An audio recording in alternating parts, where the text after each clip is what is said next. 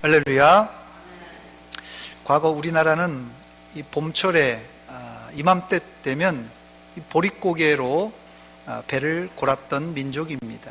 특히 일제강점기 이후 6.25 전후 대한민국은 가장 열악한 시기를 보냈습니다. 1953년 6월 25일 6.25 전쟁이 휴전될 무렵에 우리나라의 1인당 국민소득 GNP가 67달러로 세계 최하의 빈국이었습니다. 그러던 것이 1961년에 들어서 1000달러로 올라갔고 계속 발전을 거듭해서 2018년에는 수출만 6천억 원이 넘고 1인당 GNP가 3만 달러를 이제 넘는 그런 세계 경제 7위국이 되었습니다.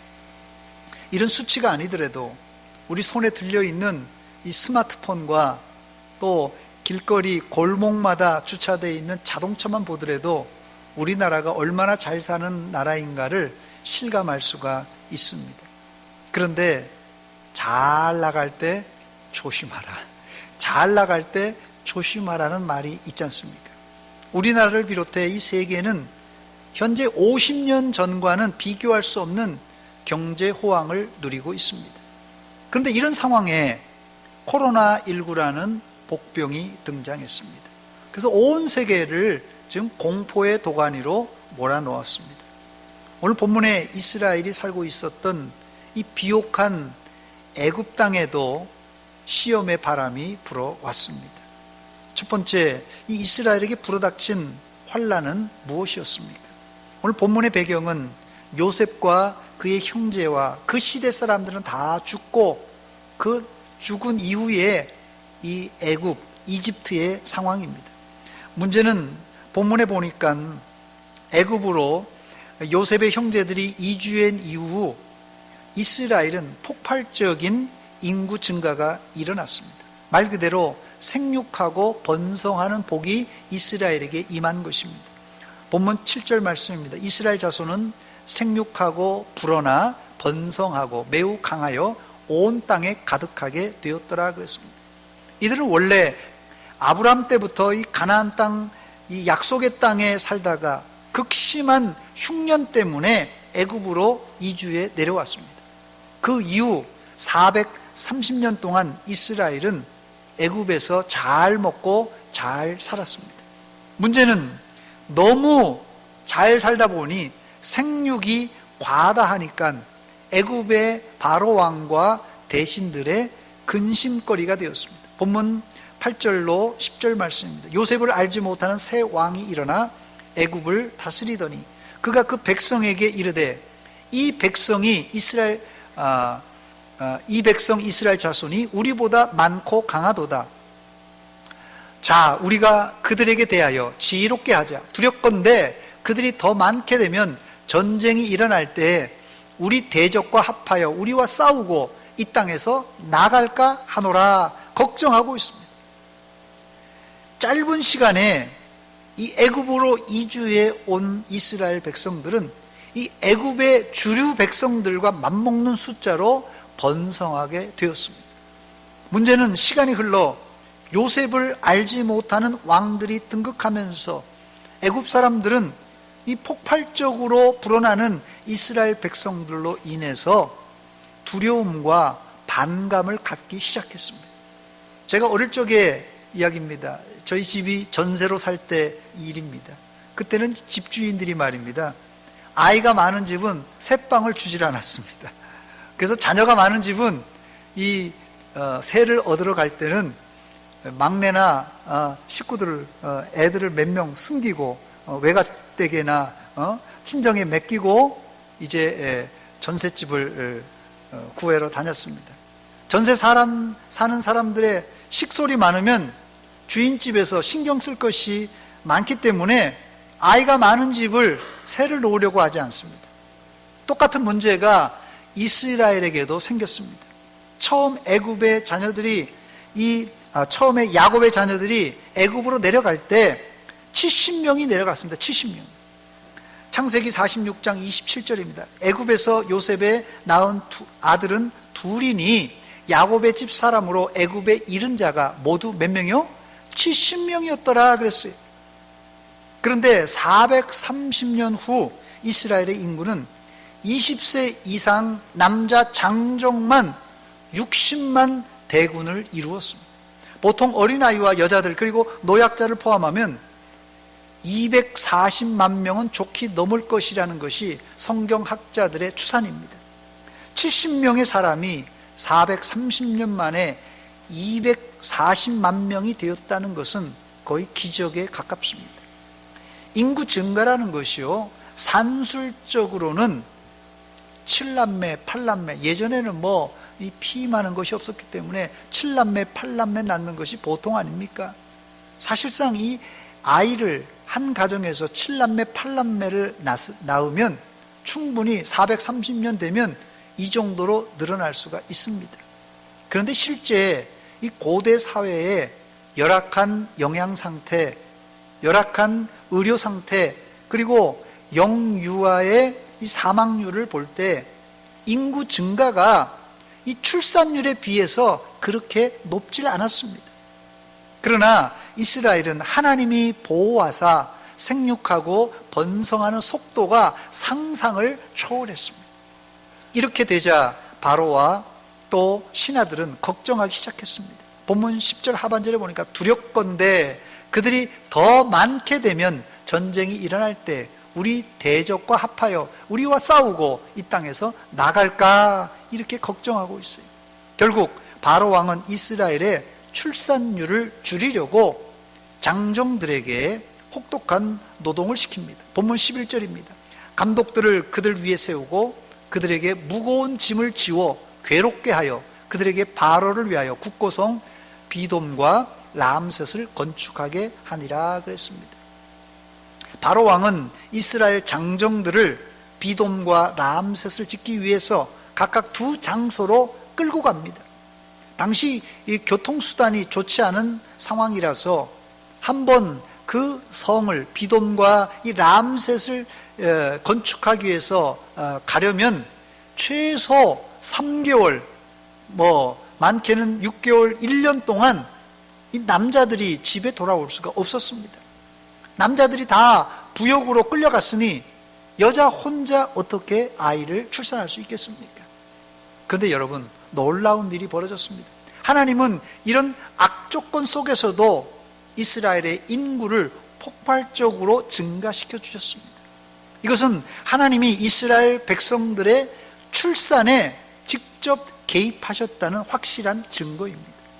이렇게 되자 바로 왕과 신하들은 히브리 산파들에게 사내 아이가 출산하면 다 죽이라는 명령을 내렸습니다. 출애굽기 1장 16절입니다. 이르되 너희는 히브리 여인을 위하여 해산을 도울 때에 그 자리를 살펴서 아들이거든 그를 죽이고 딸이거든 살려두라 그랬어요. 그러나 이 계획은 하나님이 막으셔서 실패로 돌아갑니다. 결국 모세가 출생할 당시에 남자 아이가 출생하면 모두 나일강에 던져서 죽이라고 이 바로 왕이 칙령을 내렸습니다. 한마디로 이스라엘의 씨를 말리겠다는 속셈입니다. 출애굽기 1장 22절입니다. 그러므로 바로가 그의 모든 백성에게 명령하여 이르되 아들이 태어나거든 너희는 그를 나일강에 던지고 딸이거든 살려두라 그랬습니다.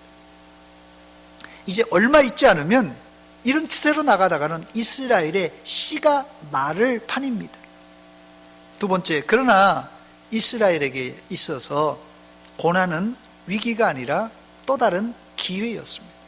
믿는 사람들이 만난 걸림돌은 당장은 어렵고 힘들어도 지나놓고 보면은 신앙 성장의 기회와 또 디딤돌이 되었던 것을 알 수 있습니다. 출애굽기 1장 12절입니다. 그러나 학대를 받을수록 더욱 번성하여 퍼져나가니 애굽 사람들이 이스라엘 자손으로 말미암아 근심했다 말합니다. 저는 이 말씀이 얼마나 위로가 되는 말씀인지 모릅니다. 여러분, 학대를 받으면 이게 출산율이 줄어들고 이 자손들이 쪼그라들어야지 정상입니다.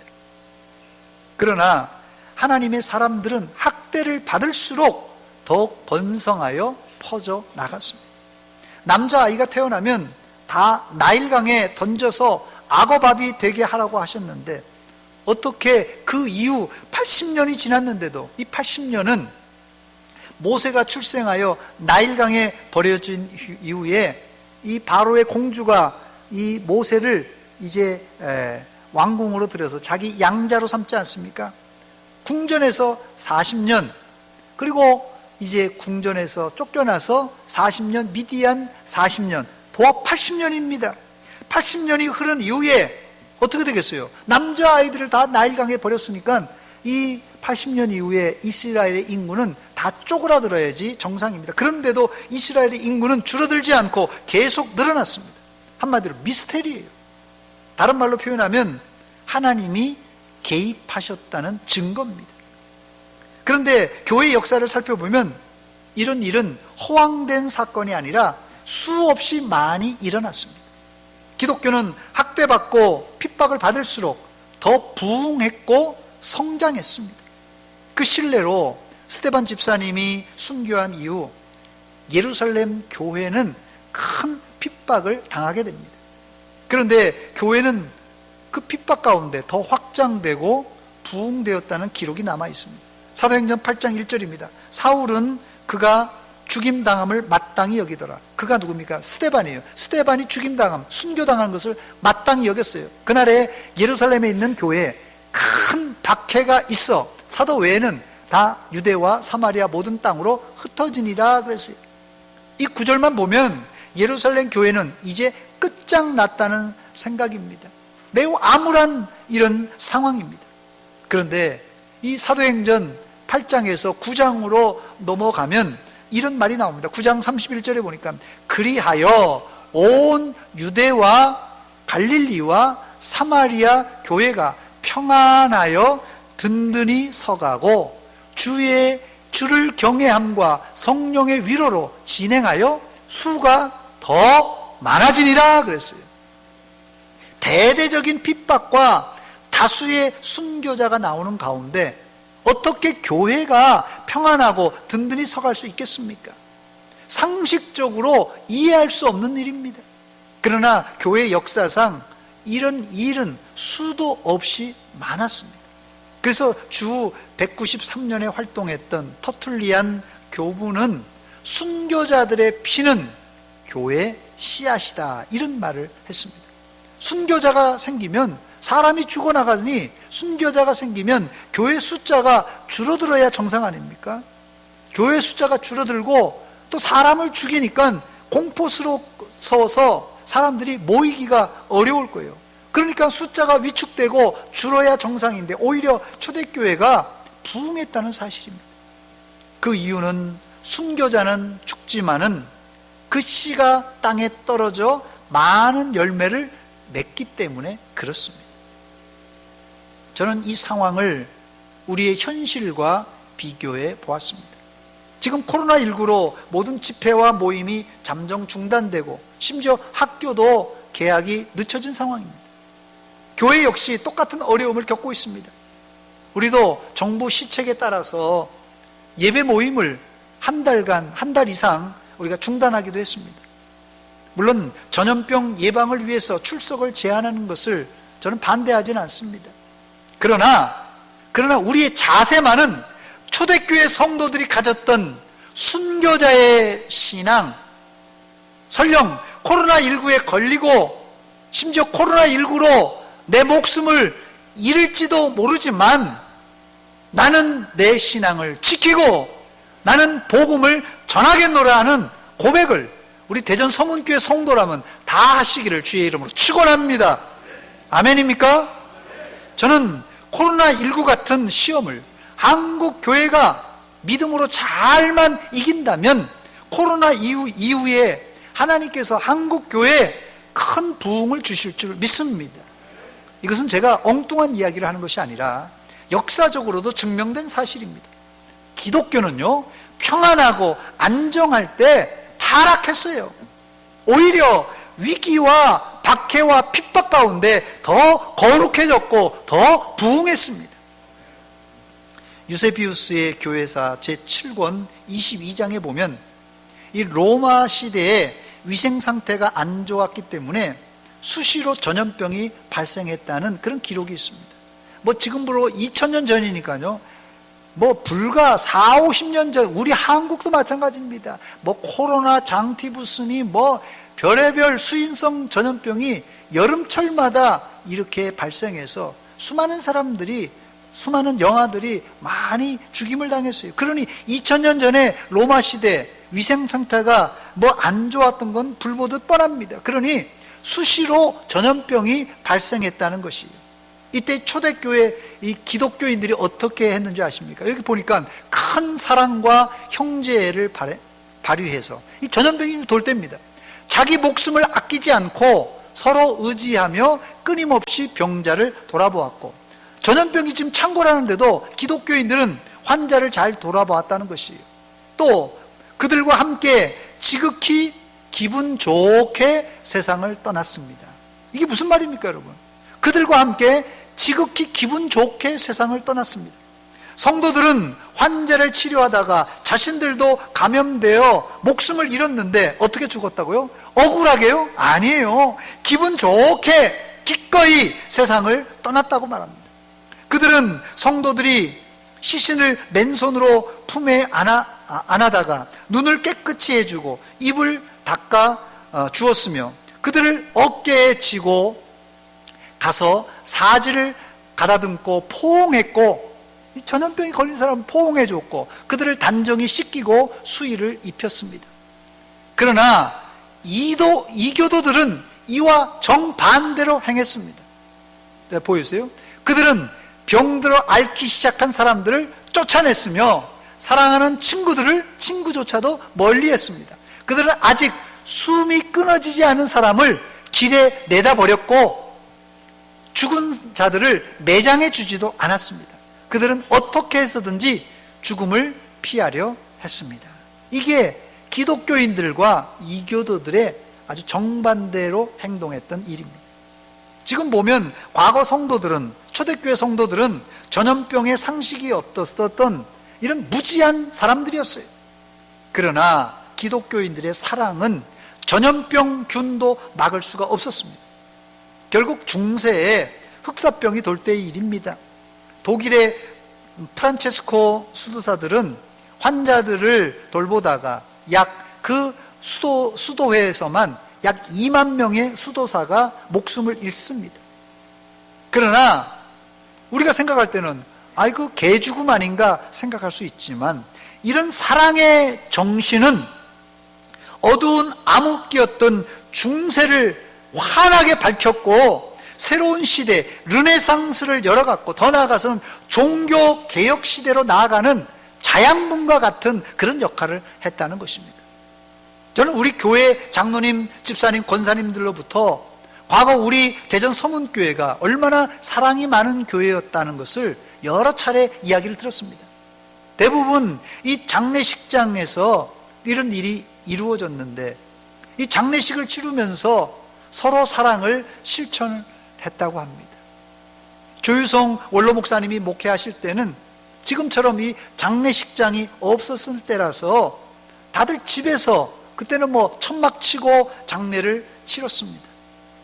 상을 당했다는 소식만 들으면 우리 교인들이 제일 먼저 달려가서 음식을 만들어주고 장례 내내 일손을 거들었던 아름다운 문화가 있었던 교회가 바로 우리 대전 서문교회입니다. 지금은 뭐 손을 다쳐서 활동을 잘 못하시지만 제가 얘기를 듣기로는 우리 김창규 집사님이 이 장례가 나면 제일 먼저 가서 염도하고 운구도 하고 또 산에 가서 묘자리도 팠다는 이야기를 들었습니다. 물론 지금은 세상이 변해서 그럴 필요도 없습니다만은 어려울 때 돕는 것이 성도들의 거룩한 의무입니다. 세 번째, 경건한 자는 고난을 먹고 사는 사람입니다. 현대 기독교는 기도 응답, 축복, 만사 형통, 질병 치료, 이런 것이 신앙의 전부가 되고 말았어요. 여러분 한번 생각해 보세요. 여러분들의 신앙생활에서 기도 응답, 축복, 자식 성공, 남편과 아내, 내 건강, 만사 형통, 요거 쏙 다 빼버리면 뭐가 남겠습니까? 다시 말씀드립니다. 여러분의 신앙에서 기도 응답, 축복, 자식 성공, 남편, 아내, 내가 건강한 거, 만사 형통, 이거 빼면 뭐가 남냐는 것이에요. 한번 생각해 보시기 바랍니다.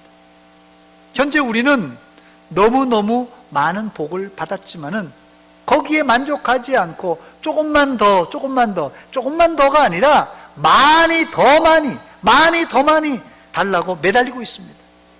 그러나 성도들에게 지나친 부는 패망의 지름길이라고 성경은 여러 차례 경고하고 있습니다.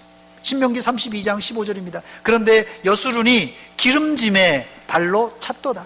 네가 살찌고 비대하고 윤택함에 자기를 지으신 하나님을 버리고 자기를 구원하신 반석을 업신여겼다 말합니다. 호세아 4장 7절 말씀 보니까 그들은 번성할수록 내게 범죄하니, 번성할수록 범죄하니 내가 그들의 영화를 변하여 욕이 되게 하리라 그랬어요. 또 호세아 10장 1절 보니까 이스라엘은 열매 맺는 무성한 포도나무라. 그 열매가 많을수록 제단을 많게 하며 그 땅이 번성할수록 주상을 아름답게 하도다. 이런 일이 어떻게 벌어집니까, 여러분? 세상에 어떻게 이룰 수 있어요? 이것은 이스라엘만 두고 한 말이 아니라 오늘을 사는 우리에게도 해당되는 말입니다, 여러분. 그래서 경건한 사람이라면 고난을 먹고 살아야 거룩한 삶을 유지할 수가 있습니다. 디모데후서 3장 12절입니다. 무릇 그리스도 예수 안에서 경건하게 살고자 하는 자는 박해를 받으리라 그랬어요. 이 말을 뒤집어 보면은 이게 박해 없이 핍박 없이 평안하고 안정하게 사는 사람은 경건하지 않은 삶일 수 있다라고 해석할 수도 있습니다. 코로나19 때문에 온 세상이 힘들어하고 있는데 사실 우리가 과거에 비하면 지금 상태도 너무 잘 사는 것 아닙니까? 안타까운 사실은 이제 교회 안에서 주님을 위해서, 교회를 위해서 십자가를 지려고 하는 사람들이 점점 줄어들고 있다는 사실입니다. 저는 코로나19 사태가 한편으로는 우리의 신앙을 테스트해보는 하나님의 시험이 아닌가 생각해 봅니다. 그런데 많은 사람은 이 시험의 현장에서는 달아나려고 하고 입에 단 것만 삼키려고 합니다. 신앙이 병들었다는 증거입니다, 여러분. 코로나 사태는 말세 기도하라는 하나님의 사인입니다.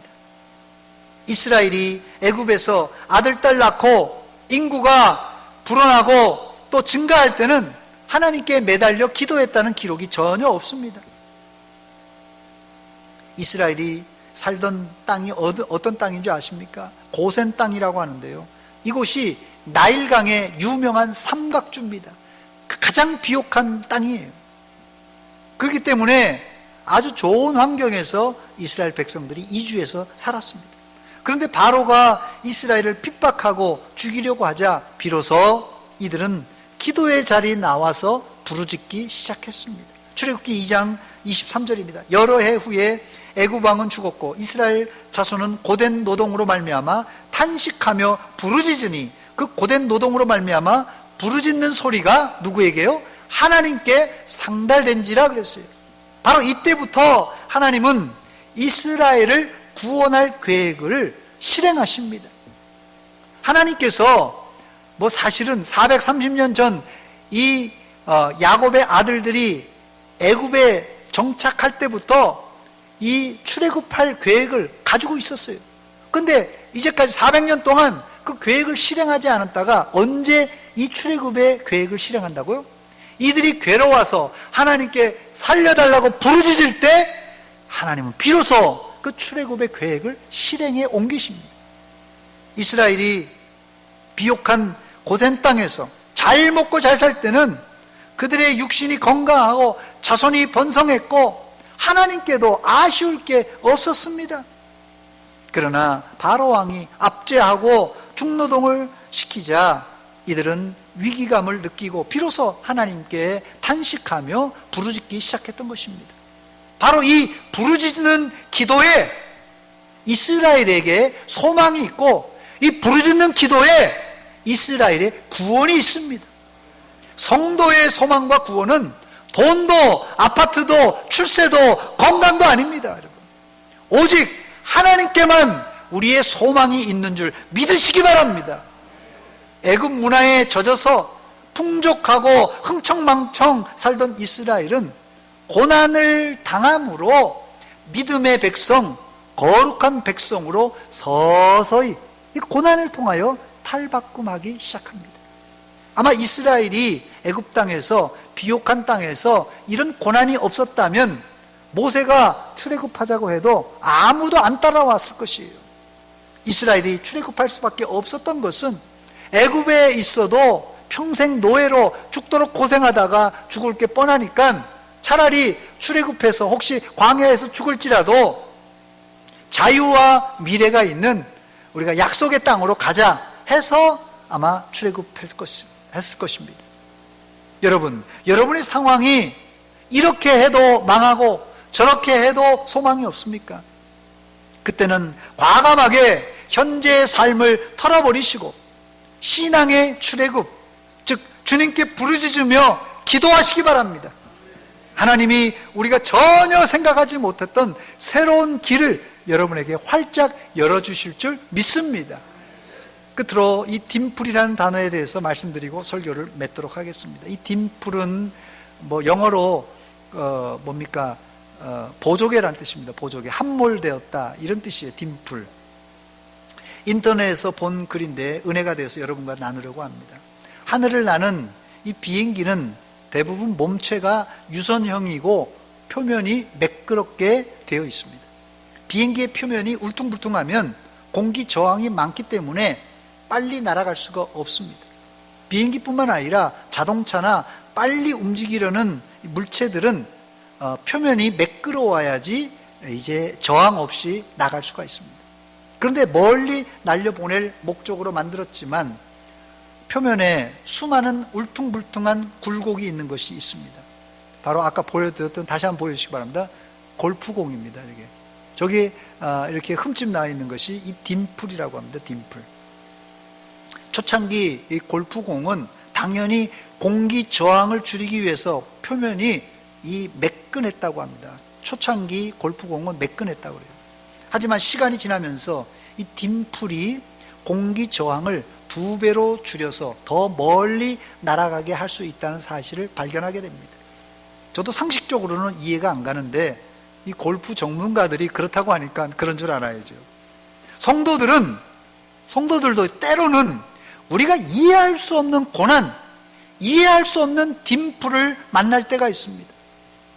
우리 인생의 굴곡, 골짜기예요.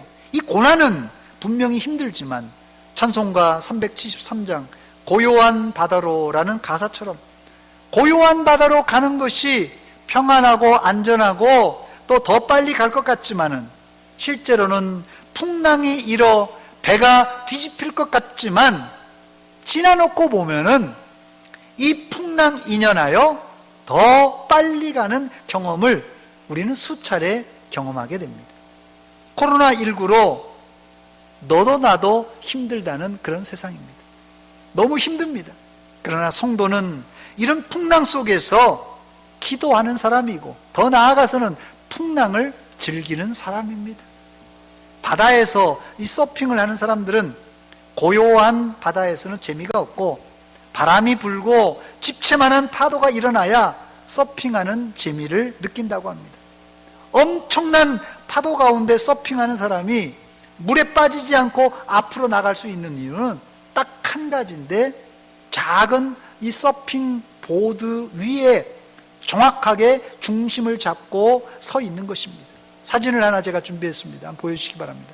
예, 저기 지금 집채만한 파도가 지금 일어서 저 사람을 삼키려고 하는데 저 사람은 지금 두려운 마음이 아니라 저걸 싹 피해가지고 지금 아주 멋지게 나오고 있어요. 얼마나 멋있는지 몰라요. 저도 저 한번 하고 싶은데 좀 용기가 안 나네요. 언제든지 성도들에게 저런 풍랑의 바람이 밀려옵니다. 불행한 소식은 이 바람은 주님 나라 갈 때까지 그치지 않을 겁니다.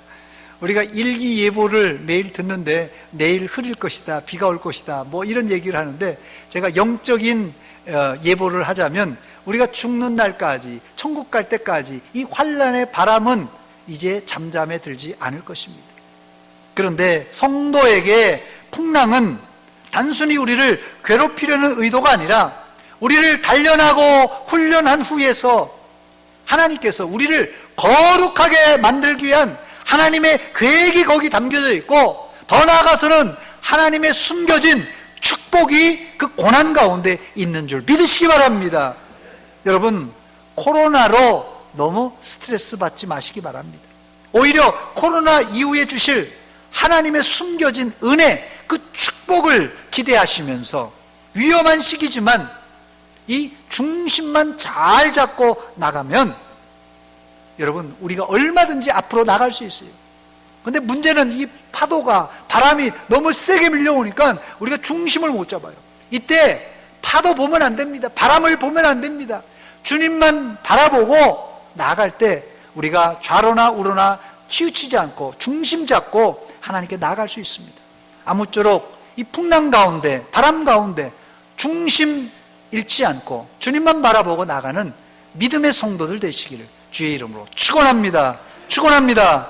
같이 기도하겠습니다. 이 시간 기도할 때 하나님, 우리 개인적으로, 사회적으로, 교회적으로, 국가적으로 이 코로나라는 변수가 찾아왔습니다. 이 환란 가운데 하나님, 우리 가정의 크고 작은, 교회 크고 작은 문제 하나님께 올려드립니다.